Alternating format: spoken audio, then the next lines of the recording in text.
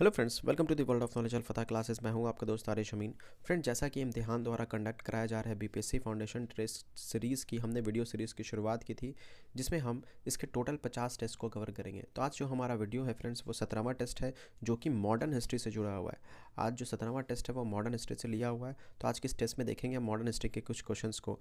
अगर आप क्वेश्चंस का कुछ एक पैटर्न देखें तो 50 मार्क 150 क्वेश्चन होंगे, जिसमें प्रत्येक सही जवाब के लिए 1 नंबर मिलेगा और प्रत्येक गलत जवाब के लिए 0.33 निगेटिव मार्किंग, जैसा कि बीपीएससी में पूछा जाता है। पेपर क्वेश्चन आपको दोनों पैटर्न में मिल जाएगा, इंग्लिश में भी और हिंदी माध्यम में भी अवेलेबल हो जाएगा। तो आइए फ्रेंड्स, बिना देरी करते हुए चलते हैं हम क्वेश्चंस की तरफ और क्वेश्चंस को डील करने का प्रयास करते हैं। मैं इसको थोड़ा बड़ा कर लेता हूँ। चलिए, ये हमारा पहला सवाल। निम्नलिखित में से किसके सुझाव पर भारतीय राष्ट्रीय संघ का नाम बदलकर भारतीय राष्ट्रीय कांग्रेस कर दिया गया? बताइए फ्रेंड्स, क्या होगा? जैसे कि मैं सवाल पढ़ूंगा और आपको 2 सेकंड का वक्त दूंगा, आप 2 सेकंड में आंसर देने का प्रयास करें ताकि आप खुद से बनाने का प्रयास करें, और फिर मैं 2 सेकंड के बाद उसका जवाब दे दूंगा। अगर कुछ एक्सप्लेनेशन की आवश्यकता पड़ेगी तो मैं एक्सप्लेनेशन भी कर दूंगा। तो जैसा कि आप देखें, भारतीय राष्ट्रीय संघ का नाम बदलकर क्या कर दिया गया? भारतीय राष्ट्रीय कांग्रेस। किसके सुझाव पर किया गया था? तो ये दादा भाई नौरोजी के सुझाव पर किया था। तो option number A is the correct answer हो जाएगा। तो भारतीय राष्ट्रीय कांग्रेस की स्थापना कब हुई? 1885 में हुई, 1885 में हुई। कहाँ हुआ? तो बम्बई में हुआ था। बम्बई में कहाँ? तो गोकुलदास तेजपाल संस्कृत महाविद्यालय में हुआ था। ठीक है फ्रेंड्स, अगर डेट पूछे आपसे, डेट कब? तो 28 दिसंबर 1885 को कांग्रेस की स्थापना हुई थी। और इसकी स्थापना का श्रेय किसको जाता है? तो ए ओ ह्यूम को जाता है। ए ओ ह्यूम को जाता है। तो इस तरह से अगर आप देखें तो ये पहले सवाल का जवाब क्या हो जाएगा? दादा भाई नौरोजी। अब आते हैं दूसरा क्वेश्चन देखते हैं। दूसरा सवाल है हमारा, निम्न कथन पर विचार कीजिए। 3 स्टेटमेंट यहाँ पे दिए हुए हैं। भारतीय राष्ट्रीय कांग्रेस का पहला सम्मेलन पूना में आयोजित होना था, लेकिन वहाँ हैजा फैल जाने के कारण इसका आयोजन बम्बई में किया गया। दूसरा स्टेटमेंट, भारतीय राष्ट्रीय कांग्रेस की स्थापना से लेकर 1906 तक ए ओ ह्यूम इसके महासचिव रहे। और तीसरा स्टेटमेंट है, भारतीय राष्ट्रीय कांग्रेस के प्रथम अधिवेशन में इस परंपरा की स्थापना हुई कि अध्यक्ष का चुनाव सम्मेलन स्थल वाले प्रांत के बाहर से होना चाहिए। बताइए फ्रेंड्स, क्या होगा? तो इस स्टेटमेंट का जो सवाल का जवाब होगा फ्रेंड्स, वो तीनों ही स्टेटमेंट यहाँ पे क्या है? सही है। हैजा फैल जाने के कारण पहला होना था पुणे में, लेकिन हैजा फैल गया था, इस वजह से कहाँ हुआ था? बम्बई में हुआ था। भारतीय राष्ट्रीय कांग्रेस की स्थापना मतलब 1885 से लेकर के 1906 तक ओ ह्यूम इसके क्या रहे? महासचिव रहे। जबकि अध्यक्ष जो थे वो हर साल बदलते थे, अध्यक्ष हर साल चेंज होते थे। तो ये बात यहाँ पे ध्यान रखना। और तीसरा स्टेटमेंट भी बिल्कुल सही है। भारतीय राष्ट्रीय कांग्रेस के प्रथम अधिवेशन से इस परंपरा की शुरुआत हुई कि अध्यक्षता का चुनाव सम्मेलन स्थल वाले प्रांत से बाहर से होना चाहिए। तो ये तीनों स्टेटमेंट यहाँ पे सही है। तो यहाँ पे क्या होगा? उपरोक्त कथन में से गलत कथन का चुनना होगा। तो option number D is the correct answer हो जाएगा, क्योंकि कोई भी कथन ऊपर में से गलत नहीं है, सारा कथन सही है। तीसरा सवाल देखते हैं। तीसरा सवाल है, निम्न में से कौन सा कथन गलत है? आप यहाँ पे ज़रूर ध्यान दें फ्रेंड्स कि गलत कथन पूछ रहा है या सत्य कथन पूछ रहा है, वरना आंसर पता होने के बावजूद क्या हो सकता है? आंसर आपका गलत हो सकता है। तो आइए देखते हैं क्या है, कौन सा कथन गलत है इसमें। देखें तो कांग्रेस के प्रथम अधिवेशन बम्बई स्थित गोकुलदास तेजपाल संस्कृत महाविद्यालय में आयोजित किया गया था। ये बिल्कुल सही स्टेटमेंट है। दूसरा स्टेटमेंट है, कांग्रेस के प्रथम अधिवेशन में कुल 76 लोगों ने भाग नहीं। तो ये स्टेटमेंट यहाँ पे गलत है, क्योंकि कितने लोगों ने भाग लिया था? 72 प्रतिनिधियों ने भाग लिया था। तीसरा स्टेटमेंट देख लें, जब पहला स्टेटमेंट ये दूसरा निकल ही गया गलत, तो ये दोनों ऑब्वियसली क्या हो जाएगा? सही हो जाएगा। लेकिन अगर आप एक बार पढ़ना चाहते हैं तो आप इसको पढ़ के देख सकते हैं कि कांग्रेस के प्रथम अधिवेशन की अध्यक्षता कौन की थी? WC बैनर्जी ने किया था। कांग्रेस की स्थापना के समय भारत का वायसराय कौन था? लॉर्ड डफरिन था। यह स्टेटमेंट भी हमारा सही है। क्वेश्चन नंबर 4 देखते हैं। निम्न में से किसने भारतीय राष्ट्रीय कांग्रेस की स्थापना के संदर्भ में सेफ्टी वॉल्व सिद्धांत का प्रतिपादन किया था? तो किसने किया था फ्रेंड्स क्वेश्चन नंबर 4 में? तो 1916 में, 1960 में यंग इंडिया में प्रकाशित एक लेख में इस सिद्धांत के बारे में बताया गया। कौन सा सिद्धांत? सेफ्टी वल्व का सिद्धांत। अब ये किसने दिया था फ्रेंड्स? तो लाला लाजपत राय ने दिया था। लाला लाजपत राय ने। क्योंकि आपको पता है कि 1885 में जब कांग्रेस बना तो उस समय जो वहाँ के वायसराय थे वो कौन थे? लॉर्ड डफरिन थे, भारत के वायसराय। और वो कभी नहीं चाहेंगे कि भारत में उनके विरोध में एक ऐसी पार्टी बने जो उनका विरोध करे, इंडियन नेशनल कांग्रेस। लेकिन आप देखेंगे कि इसके जो संस्थापक है वो खुद एक अंग्रेज़ हैं, ए.ओ. ह्यूम है। तो ए.ओ. ह्यूम ने क्यों इसकी स्थापना की? तो उनका मानना यह था कि ये कांग्रेस जो है वो उनका क्या करेगी? मदद करेगी। 1857 जैसी जो घटना है वो दोबारा से ना हो, इसके लिए उनको पहले से अंदाज रहेगा कि आखिर भारतीय लोगों के मन में क्या चल रहा है, और उनको ये कांग्रेस के माध्यम से पता चल जाएगा, मतलब भारतीय राष्ट्रीय कांग्रेस के माध्यम से पता चलता रहेगा। इसलिए उन्होंने कहा कि कांग्रेस का निर्माण करना जो है ना, इंडियन नेशनल कांग्रेस को बनाना, ये अंग्रेज़ों को क्या करेगा? सेफ्टी वल्व की तरह काम करेगा। सेफ्टी वल्व की तरह काम करेगा। ये इनका मानना था अंग्रेज़ों का। इसलिए सेफ्टी वल्व का सिद्धांत किसने दिया था, ये बात किसने बनाया, लाला लाजपत राय ने बताया। कहाँ बताया, तो यंग इंडिया नामक प्रकाशित एक लेख में बताया था। यंग इंडिया में कब, 1916 में बोला था, सेफ्टी वल्व का सिद्धांत दिया था। आगे बात करते क्वेश्चन नंबर 5 का। भारतीय राष्ट्रीय कांग्रेस की स्थापना के संदर्भ में यह किसका कथन है कि कोई भी भारतीय भारतीय राष्ट्रीय कांग्रेस की स्थापना नहीं कर सकता था यदि कोई भी भारतीय इस प्रकार का अखिल भारतीय आंदोलन प्रारंभ करने के लिए आगे आता भी तो सरकार उसके अस्तित्व में आने नहीं देते। ये बिल्कुल बिल्कुल सीधा सीधा किससे संबंधित है, सेफ्टी वल्व के सिद्धांत से संबंधित है। आप इस तरह के स्टेटमेंट को पढ़ के आप समझ सकते हैं। तो क्वेश्चन नंबर 5 का आंसर क्या होगा फ्रेंड्स, तो इसका जो 5 का आंसर होगा, ये स्टेटमेंट किसके द्वारा दिया हुआ है, तो गोपाल कृष्ण गोखले के द्वारा दिया हुआ। Gopal Krishna Gokhale, option number C is the correct हो जाएगा। कब दिया, 1913 में दिया था उन्होंने ये स्टेटमेंट, कि कभी भी अंग्रेज जो है इस तरह के संगठन को बनने नहीं देंगे। इंग्लैंड में भारतीय सुधार समिति की स्थापना किसने किया था, question number 6 and the correct option is option number A, that is Dadabhai Naoroji ने किया था इंग्लैंड में। दादा भाई नौरोजी, ए ओ ह्यूम तथा विलियम वेडरबर्न आदि नेताओं का मानना था कि भारतीय राष्ट्रीय कांग्रेस का इंग्लैंड से अधिक प्रचार किया जा सकता है। इंग्लैंड में रह के उनका प्रचार, इन सब का प्रचार अधिक किया जा सकता है, इसलिए दादा भाई नौरोजी ने भारतीय सुधार समिति की स्थापना कहाँ की थी, इंग्लैंड में की थी। तो ये हमारे लिए इंपॉर्टेंट हो जाएगा। कब किया था, तो 1887 में किया था। और 1888 में 1888 में दादा भाई नौरोजी ने ही विलियम डिग्वी की अध्यक्षता में इंडियन एजेंसी की स्थापना की थी। इंडियन एजेंसी की स्थापना की थी, किसके अध्यक्षता में, विलियम डिग्वी। तो ये इंपॉर्टेंट भी हो जाएगा हमारे लिए सवाल। तो यहाँ से 2 सवाल हमारे साथ निकल करके आता है।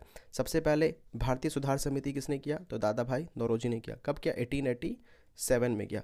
1888 में विलियम डिग्वी के नेतृत्व में, अध्यक्षता में एक और संगठन बनाया जिसका नाम क्या था, इंडियन एजेंसी। तो इस तरह से यहाँ पे 2 सवाल निकल के सामने आता है। नेक्स्ट क्वेश्चन देखते हैं, क्वेश्चन नंबर 7 हो गया हमारा, 8 देखते हैं, 8वां सवाल। अच्छा, क्वेश्चन नंबर 7, 6 हुआ अभी तक। भारत में उदारवादियों के संदर्भ में किसका कथन है कि 20 वर्ष तक रियायतों तथा दुखों को दूर करने के असफल संघर्ष करने के बाद इन्हें रोटी के बदले पत्थर ही प्राप्त हुए। बताइए फ्रेंड्स, किसका होगा क्वेश्चन नंबर 7 का answer. And the correct option is option number A, that is Lala Lajpat Rai. Lala Lajpat Rai ने कांग्रेस के उदारवादी नेचर के कारण ऐसा स्टेटमेंट दिया था कि इनको फिर 20 वर्ष तक रियायत और दुखों को दूर करने के असफल संघर्ष के बाद इन्हें क्या हुआ, रोटी के बदले पत्थर ही मिला। आगे बढ़ते हैं फ्रेंड्स, नेक्स्ट क्वेश्चन देखते हैं। हमारा नेक्स्ट क्वेश्चन है 8वां नंबर क्वेश्चन। बाल गंगाधर तिलक ने शिवाजी को स्वराज प्राप्ति का आदर्श मानकर कब शिवाजी महोत्सव का आयोजन प्रारंभ किया था। बताइए फ्रेंड्स, क्या होगा इसका करेक्ट आंसर हो जाएगा option number B, that is 1893 में बाल गंगाधर तिलक ने शिवाजी महोत्सव का आयोजन प्रारंभ किया था। उसके बाद से ये बड़े ही गर्व के साथ हर साल मनाया जाता है। निम्नलिखित में से किसने अपने पुस्तक इंडियन अनरेस्ट में बाल गंगाधर तिलक को भारतीय अशांति का जनक कहा था। तो वो कौन थे, वैलेंटाइन चिरोल ने अपनी पुस्तक इंडियन अनरेस्ट में कहा कि भारत में जो अशांति फैली है उसके पीछे जो मेन रीज़न वो कौन है, बाल गंगाधर तिलक है। आगे बात करते हैं, नेक्स्ट क्वेश्चन देखते हैं, क्वेश्चन नंबर 10 हमारा। किस अधिवेशन में कांग्रेस ने अपना संविधान पारित किया था। तो वो कौन सा अधिवेशन था फ्रेंड्स, तो वो अधिवेशन था 1891 का नागपुर अधिवेशन। 1891 का नागपुर अधिवेशन, इसकी अध्यक्षता किसने की थी, तो पी आनंद, मैं यहाँ लिख देता हूँ, पी आनंद चार्लू ने इसकी अध्यक्षता की थी। पी आनंद चार्लू ने इसकी अध्यक्षता की थी। तो हमारे लिए इंपॉर्टेंट हो जाता है। कांग्रेस ने अपनी किस अधिवेशन में प्रथम बार वंदे मातरम गाया था। तो वंदे मातरम लिखा किसने फ्रेंड्स, तो बंकिम चंद्र चैटर्जी ने लिखा है। बंकिम चंद्र चैटर्जी ने लिखा है। इसको सबसे पहले किसने गाया, तो रविंद्रनाथ टैगोर ने गाया। कहाँ गाया, तो कलकत्ता अधिवेशन में, 1896 के कलकत्ता अधिवेशन में रविंद्रनाथ टैगोर ने गाया। और इस अधिवेशन की अध्यक्षता कौन कर रहे थे, रहमतुल्लाह सानी इसकी अध्यक्षता कर रहे थे। तो आपको ध्यान देना, वंदे मातरम लिखा किसने, तो बंकिम चंद्र चैटर्जी ने। 1896 के कलकत्ता अधिवेशन में किसने गाया, तो रविंद्रनाथ टैगोर ने।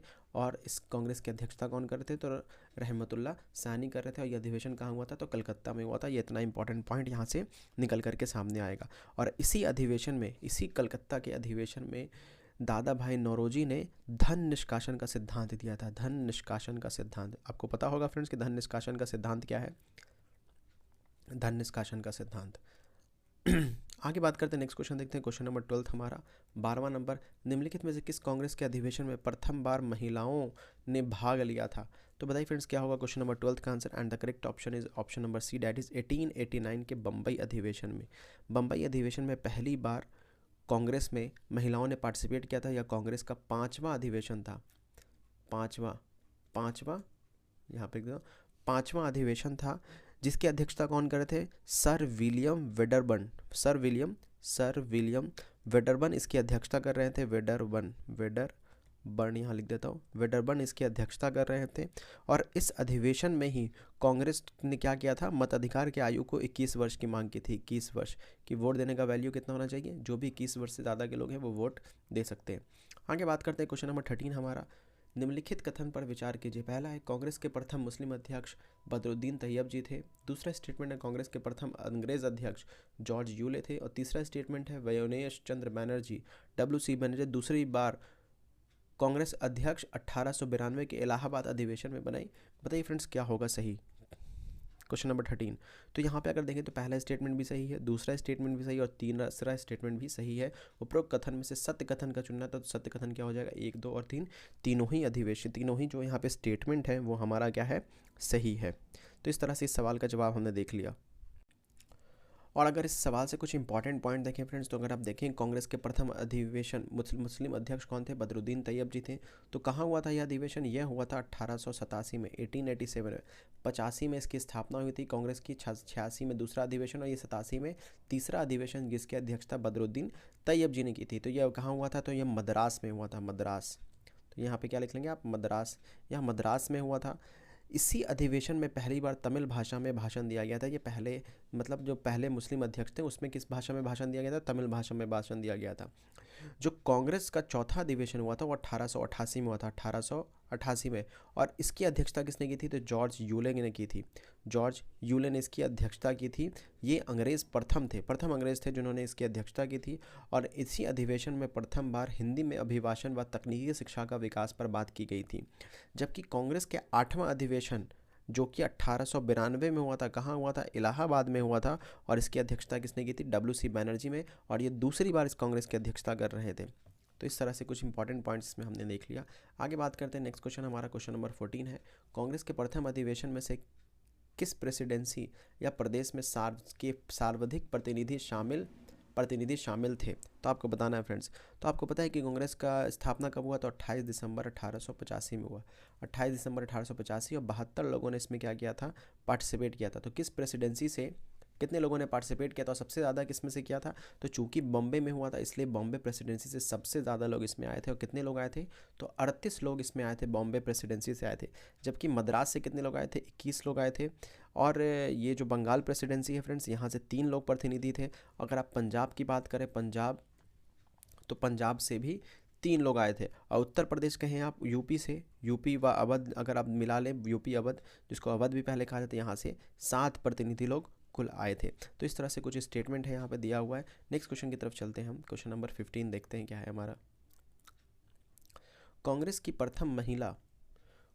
प्रथम महिला अध्यक्ष श्रीमती एनी बेसेंट कब बनी थी? ये हमारा सवाल है। And the correct option is option number C, date is 1917।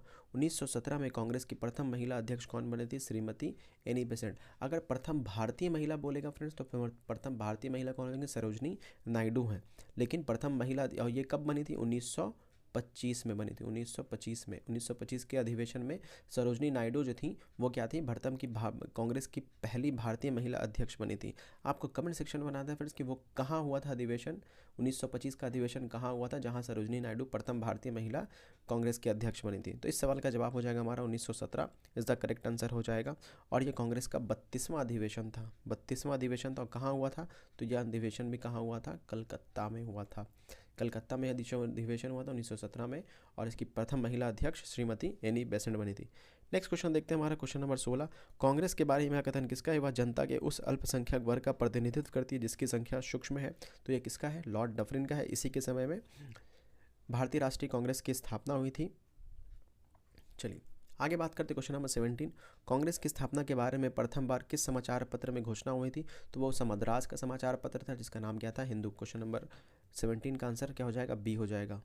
Next question बात करते तो अगला सवाल है हमारा फ्रेंड्स क्वेश्चन नंबर 18, निम्नलिखित में से किसने कांग्रेस के दूसरे अधिवेशन की अध्यक्षता की थी? तो इस सवाल का सही जवाब हो जाएगा दादा भाई नौरोजी। कांग्रेस की स्थापना कब हुई? 1885 में। दूसरा अधिवेशन कब हुआ? 1886 में।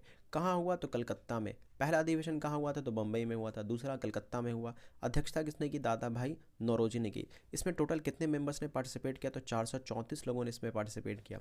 अब अगर दादा भाई नौरोजी की बात करें तो इन्हें the grand old man of India कहा जाता है। इन्होंने 3 बार कांग्रेस की अध्यक्षता की थी। सबसे पहले 1886 में किया, दूसरी बार 1896 में किया, 1893 में किया लाहौर अधिवेशन में किया, 1893 में लाहौर अधिवेशन में, और तीसरी बार इन्होंने अध्यक्षता कब किया? 1906 में किया था। और ये कहाँ किया था? तो ये भी कलकत्ता में किया था। कलकत्ता में इन्होंने अध्यक्षता किया था the grand old man of India यानी कि दादा भाई नौरोजी ने। ये पारसी समाज से आते हैं, तो ये इतने इंपॉर्टेंट क्वेश्चन यहाँ से बन जाते हैं।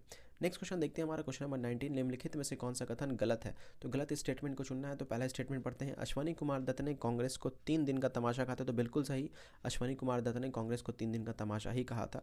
दूसरा स्टेटमेंट बंकिम चंद्र चटर्जी ने कहा था कांग्रेस के लोग पदों के भूखे हैं। तो ये स्टेटमेंट भी सही है, बंकिम चंद्र चटर्जी ने ही ऐसा स्टेटमेंट दिया था। तीसरा स्टेटमेंट देखते हैं, लाला लाजपत राय ने कहा था कांग्रेस याचना संस्था है। तो नहीं फ्रेंड्स, ये यहाँ पे स्टेटमेंट क्या गलत हो जाएगा, क्योंकि लाला लाजपत राय ने ऐसा नहीं कहा था।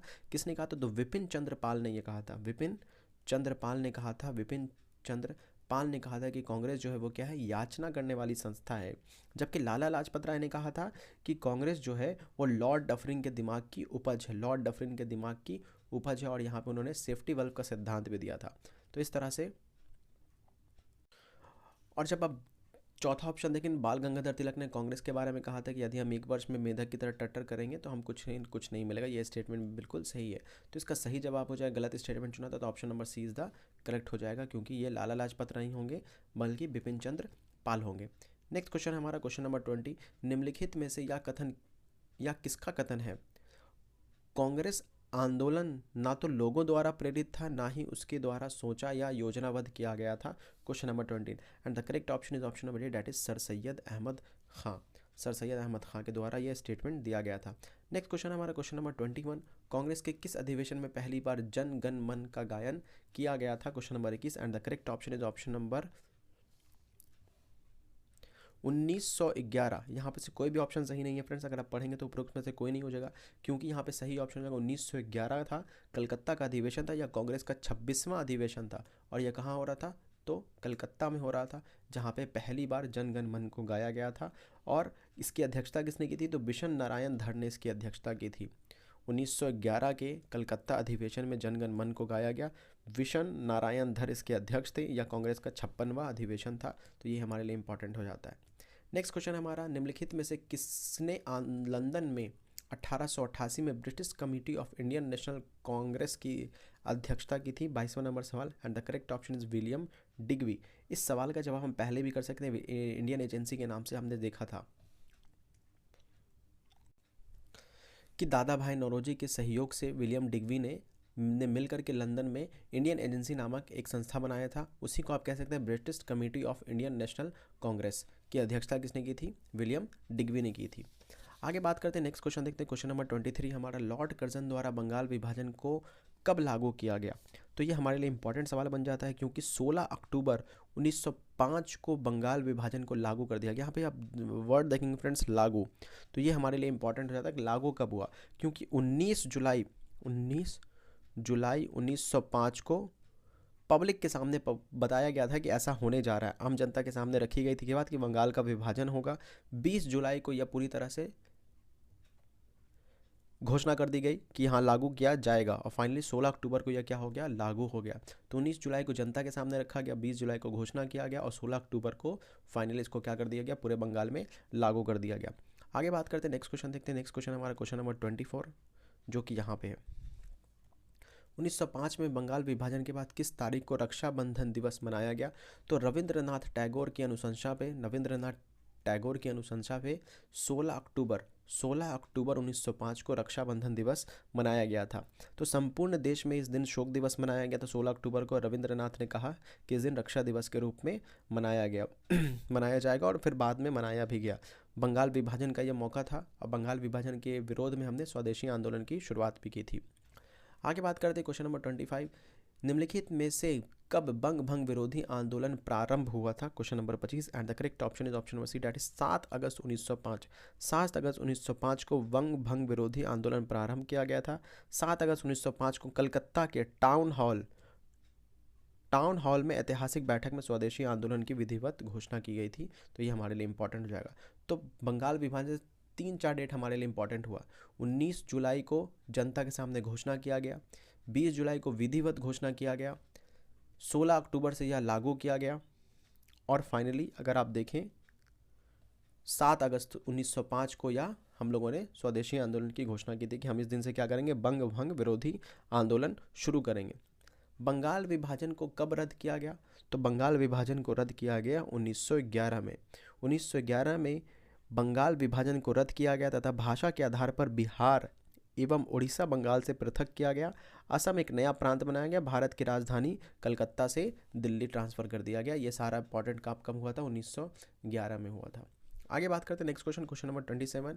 बंगाल विभाजन को रद्द किस समिति की सिफारिश पे किया था? तो अरुंडेल समिति हो जाएगा। Option number C is the correct answer हो जाएगा यहाँ पे। 12 दिसंबर 1911 को दिल्ली में एक राज दरबार का आयोजन किया गया था, जिसमें यह फैसला लिया गया कि बंगाल विभाजन को रद्द किया जाएगा।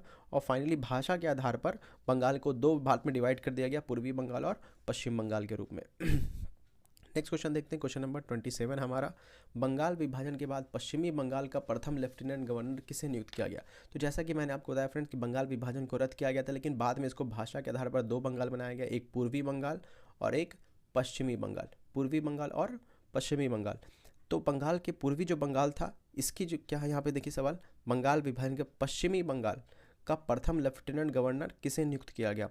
तो जो पश्चिमी बंगाल था फ्रेंड्स, इसके जो ब्लूमफील्ड ये जो पश्चिम बंगाल ये वाला, इसके ब्लूमफील्ड फुलर को यहाँ का एलजी नियुक्त किया गया, जबकि लेफ्टिनेंट गवर्नर के पद पे पूर्वी बंगाल में किसको किया था? एंड्रूज फ्रेजर को। तो ऑप्शन नंबर बी इज यहाँ पे करेक्ट हो जाएगा, एंड्रूज फ्रेजर। मैं इसको और आसानी से बता दूं फ्रेंड्स, अगर आप ये देखेंगे तो ये वाला जो पोर्शन है ये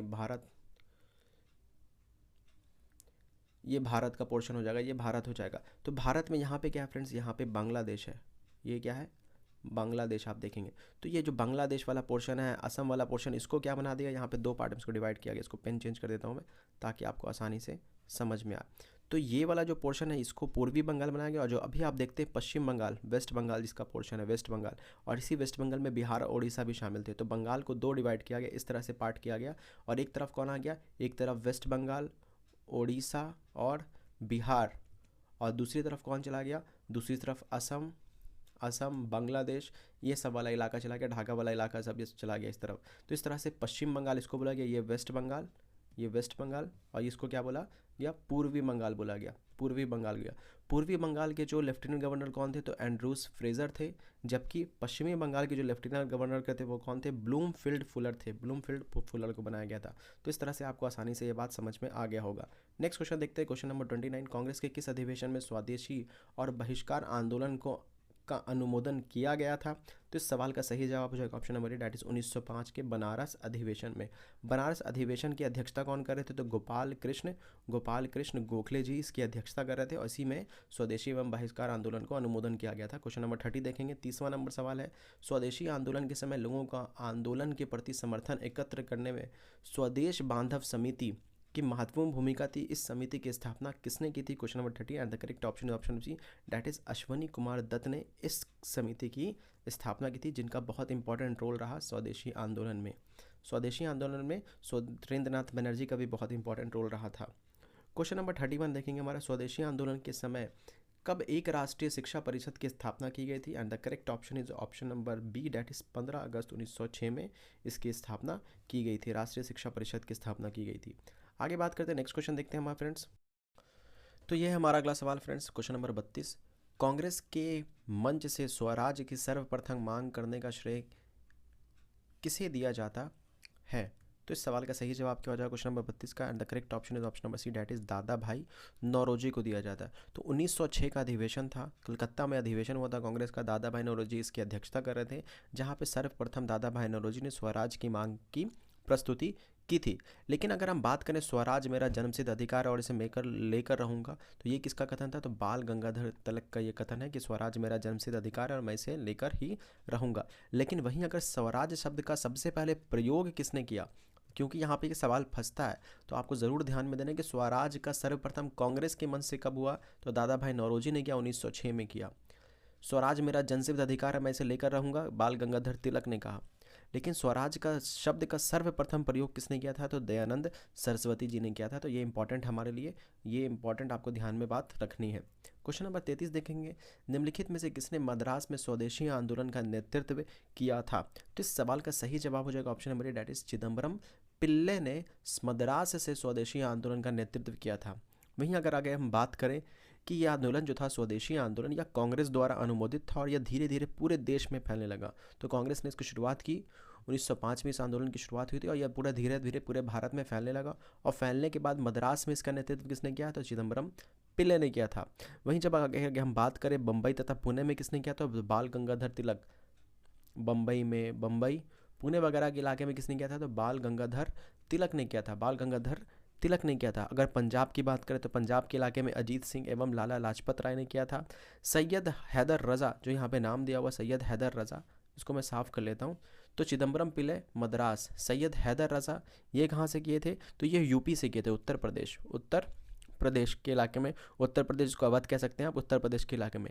पंजाब के इलाके में किन्होंने किया था? पंजाब के इलाके में किया था अजीत सिंह और लाला लाजपत राय ने। और मद्रास में किसने किया था?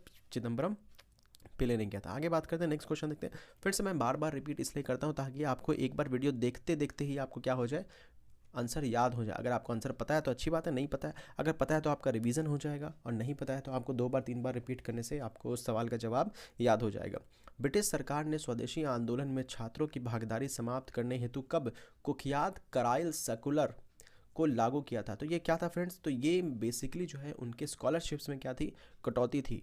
स्कॉलरशिप्स जो उनको शैक्षणिक संस्थान द्वारा दिए जाते थे, छात्रवृत्ति स्कॉलरशिप जिसको कहते हैं, वो उसमें क्या कर दिया था? उन्होंने रोक लगा दिया था कि अब वो स्कॉलरशिप्स नहीं दिए जाएंगे जो भी छात्र जो है इस आंदोलन में भागीदार रहेंगे। तो ये कब लागू किया गया था, ये सवाल है। तो 22 अक्टूबर 1905, 22 अक्टूबर 1905, जो कि ऑप्शन नंबर बी है। तो ये हमारा सवाल का जवाब हो जाएगा। और इसी में क्या किया गया था फ्रेंड्स? तो वंदे मातरम का नारा लगाने पर प्रतिबंध लगा दिया गया था, प्रेस पर नियंत्रण लगा दिया गया था। और 22 अक्टूबर 1905 को इस तरह के कानून को पारित किया गया जिसमें जो छात्र अगर इस आंदोलन में भागीदार होंगे तो उनकी छात्रवृत्ति छीन ली जाएगी। नेक्स्ट क्वेश्चन हमारा क्वेश्चन नंबर 35, निम्नलिखित में से किसने इंडिया हाउस की स्थापना लंदन इंग्लैंड में की थी? Question number 35, the correct option is option number B हो जाएगा, श्याम कृष्ण वर्मा। श्याम कृष्ण वर्मा कब किया था? तो 1904 में किया था।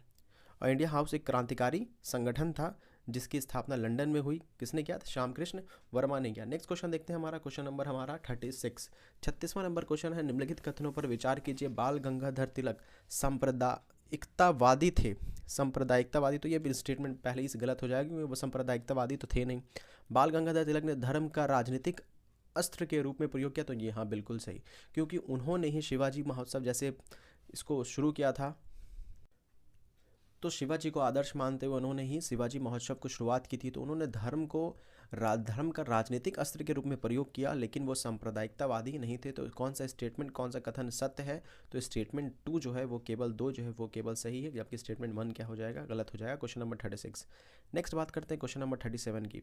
तो 37वां नंबर क्वेश्चन हमारे निम्नलिखित कथनों पर विचार के आनंद मठ उपन्यास की कथा वस्तु सन्यासी विद्रोह पर आधारित है।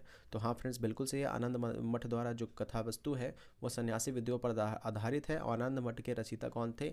अरविंद घोष। तो ये स्टेटमेंट यहाँ पे गलत हो जाएगा क्योंकि आनंद मठ के जो रचयिता है वो कौन है? बंकिम चंद्र चटर्जी हैं। सवाल पूछ रहा कौन सा कथन गलत है, तो गलत कौन सा कथन है? स्टेटमेंट नंबर 2 गलत है, तो केवल 2 हो जाएगा इसका आंसर, मतलब option number B is the correct answer हो जाएगा क्वेश्चन नंबर 37 का। उम्मीद करते हैं कि आपको बात समझ में आ रही होगी, बंकिम चंद्र चटर्जी ने ही इसको लिखा है। आगे बात करते हैं क्वेश्चन नंबर 38 है हमारा, निम्न में से कौन सा कथन गलत है? गलत कथन को चुनना है। तो आइए फ्रेंड्स देखते हैं, भारतीय राष्ट्रीय कांग्रेस के द्वितीय सम्मेलन में मुस्लिम प्रतिनिधियों की संख्या 33, तो बिल्कुल से 434 लोगों ने पार्टिसिपेट किया था, जिसमें से 33 क्या थे, मुस्लिम प्रतिनिधि थे। ऑप्शन नंबर बी देखते हैं, सुरेंद्र नाथ बनर्जी भारतीय राष्ट्रीय कांग्रेस की स्थापना अधिवेशन में उपस्थित थे। तो नहीं फ्रेंड्स, सुरेंद्र नाथ बनर्जी एक प्रमुख चेहरा था स्वदेशी आंदोलन जो कि 1905 में चला था। तो 1905 बंगाल विभाजन के बाद चला, तो वहाँ पे उन्होंने बहुत ही इंपॉर्टेंट रोल प्ले किया था सुरेंद्र नाथ बनर्जी ने। और चूंकि ये इस सूरत भारतीय राष्ट्रीय कांग्रेस की स्थापना अधिवेशन में ये उस वक्त उपस्थित नहीं थे सुरेंद्र नाथ बनर्जी। जबकि हमारा तीसरा स्टेटमेंट है, कांग्रेस के नरम दलों के नेताओं की आंदोलन पद्धति राज्य वामबद्ध आंदोलन थी, तो ये बिल्कुल सही है। और चौथा स्टेटमेंट भी हमारा सही है। गलत स्टेटमेंट चुन रहा था, तो ये हमारा ऑप्शन नंबर 20 द करेक्ट हो जाएगा। नेक्स्ट क्वेश्चन देखते हैं, क्वेश्चन नंबर 39 हमारा 39वां क्वेश्चन है, निम्नलिखित कथनों पर विचार कीजिए। पहला, गदर आंदोलन की स्थापना सोहन सिंह भागना ने की थी। दूसरा स्टेटमेंट है, गदर पार्टी की स्थापना 1913 में हुई थी। और तीसरा स्टेटमेंट, गदर पार्टी के पहले सभापति सोहन सिंह भागना थे। 39 का क्या हो जाएगा सही? तो इसका जो सही जवाब है फ्रेंड्स वो क्या है, तीनों ही स्टेटमेंट यहाँ पे गदर आंदोलन से सही है। गदर आंदोलन की स्थापना सोहन सिंह भागना ने की थी। इसकी स्थापना, गदर पार्टी की स्थापना 1913 में हुई थी। और इसके जो पहले सभापति थे वो कौन थे, सोहन सिंह भागना ही थे। आगे बात करते हैं, नेक्स्ट क्वेश्चन देखते हैं, क्वेश्चन नंबर 40 हमारा, भीकाजी रुस्तम कामा के संदर्भ में कथनों पर विचार कीजिए। इन्हें भारतीय क्रांति की जनक कहा जाता है या फिर माँ भी कहा जाता है। तो पहला ही स्टेटमेंट है, भीकाजी कामा भारतीय क्रांति की माँ कहलाती, तो बिल्कुल स्टेटमेंट ये सही है। दूसरा स्टेटमेंट कहते हैं, मैडम कामा ने वर्ष 1907 में स्टुअर्टगढ़ में प्रथम तिरंगा ध्वज फहराया था, ये जर्मनी में था, तो ये स्टेटमेंट भी क्या हो जाएगा हमारा, बिल्कुल सही हो जाएगा। तीसरा स्टेटमेंट देखते हैं, मैडम कामा दादा भाई नौरोजी के निजी सचिव नहीं है, तो ये स्टेटमेंट बिल्कुल सही। तो 1, 2 और 3 तीनों ही स्टेटमेंट हमारा यहाँ पे सही हो जाएगा। नेक्स्ट क्वेश्चन देखते हैं, क्वेश्चन नंबर 41 41वां नंबर सवाल। तो ये यहाँ पे अगला सवाल देखते हैं, क्वेश्चन नंबर 41, निम्नलिखित कथनों पर विचार कीजिए। बंगाल विभाजन 105 नहीं होगा फ्रेंड्स, यहाँ पे 1905 होगा, 1905। तो बंगाल विभाजन 1905 के विरोध में हुए आंदोलन का नेतृत्व रविंद्रनाथ टैगोर, नहीं, तो ये स्टेटमेंट गलत हो जाएगा। रविंद्रनाथ टैगोर ने नहीं किया था, सुरेंद्र नाथ बनर्जी ने किया था। तो पहला स्टेटमेंट हमारा गलत है। दूसरा स्टेटमेंट देखते हैं, बंगाल में ब्रिटेन की वस्तुओं के बहिष्कार का सुझाव सर्वप्रथम कृष्ण कुमार मित्र ने दिया था, तो ये स्टेटमेंट हमारा सही है, दूसरा स्टेटमेंट। तीसरा स्टेटमेंट देखते हैं हमारा, क्वेश्चन नंबर 41 का, ब्रिटिश वस्तुओं के बहिष्कार को राष्ट्रीय नीति के रूप में वर्ष 1905 में अपनाया गया था, तो ये तीसरा स्टेटमेंट भी हमारा क्या हो जाएगा, सही हो जाएगा। तो यहाँ पे पूछ रहा है कौन सा स्टेटमेंट गलत है, तो केवल एक ही गलत है, option number A is the correct answer हो जाएगा। नेक्स्ट क्वेश्चन देखते हैं, क्वेश्चन नंबर 42, निम्नलिखित में से कौन सा युग्म का मिलान गलत है, गलत पूछ रहा है, गलत स्टेटमेंट पूछ रहा है। तो भवानी मंदिर अरविंदो घोष, तो ये यहाँ पे हमारा सवाल जो ये जो स्टेटमेंट है मिलाया हुआ है बिल्कुल सही मिलाया गया। दूसरा है युगांतर बरिंद्र कुमार घोष, ये भी बिल्कुल सही है। तीसरा है भारत माता वीर सावरकर, ये गलत हो जाएगा क्योंकि वीर सावरकर से किसका जुड़ा हुआ है, अभिनव भारत का है, अभिनव भारत का है। चौथा स्टेटमेंट हमारा संध्या ब्रह्म बंदोपाध्याय, तो ये स्टेटमेंट भी हमारा सही है। और अगर आपसे यहाँ पे एक और पूछ सकता है सवाल, मित्र मेला, तो मित्र मेला का भी किससे है, सावरकर बंधु से इनका कनेक्शन है। तो इस तरह से आप देख सकते हैं यहाँ पर हमारा जो सवाल हो जाएगा वो क्या हो जाएगा, option number C is the गलत पूछ रहा था, तो ऑप्शन नंबर सी हो जाएगा क्योंकि भारत माता नहीं, वी.डी. सावरकर गलत है, अभिनव भारत होगा यहाँ पे। नेक्स्ट क्वेश्चन देखते हैं हमारा, क्वेश्चन नंबर 43, जिस समय भारतीय परिषद अधिनियम 1909 है, जिसको आप मार्ले मिंटो भी कह सकते हैं, मार्ले मिंटो सुधार या फिर मार्ले मिंटो अधिनियम भी कहा जाता है। तो मार्ले मिंटो अधिनियम 1909 लागू किया गया था, उस समय भारत के सचिव कौन थे ये पूछ रहा है। तो भारत के उस समय जो वायसराय थे वो कौन थे, लॉर्ड मिंटो थे। लॉर्ड मिंटो उस समय के वायसराय थे और सचिव कौन थे, तो मार्ले थे, तभी तो इसको कहा था मार्ले मिंटो। तो मार्ले क्या थे, मार्ले ये हो गए हमारे सचिव, ये सचिव जो इंग्लैंड में रहते थे। और यहाँ पे जो मिंटो हैं वो क्या हो जाएंगे, वो मिंटो जो है ये वायसराय हो जाएंगे जो कहाँ रहते थे, भारत में रहते थे। तो ये भारत में थे और ये कहाँ, इंग्लैंड में, ये इंग्लैंड में, तो इसलिए इसको क्या कहते हैं, मार्ले मिंटो, मार्ले सचिव, मिंटो वायसराय भारत में। तो सवाल पूछ रहा है भारतीय परिषद अधिनियम 1919 में लागू किया था, उस समय भारत के सचिव, तो सचिव कौन हो जाएगा, Lord Morley, option number C is the correct. अगर वायसराय पूछता तो लॉर्ड मिंटो हो जाता। आगे बात करते हैं, नेक्स्ट क्वेश्चन देखते हैं, क्वेश्चन नंबर 44 है हमारा, भारतीय परिषद अधिनियम 1919 जिसको मार्ले मिंटो भी कहा जाए, कथनों पर विचार कीजिए। तो पहला स्टेटमेंट हमारा, इस अधिनियम के द्वारा मुसलमानों के लिए पृथक मताधिकार दिया गया।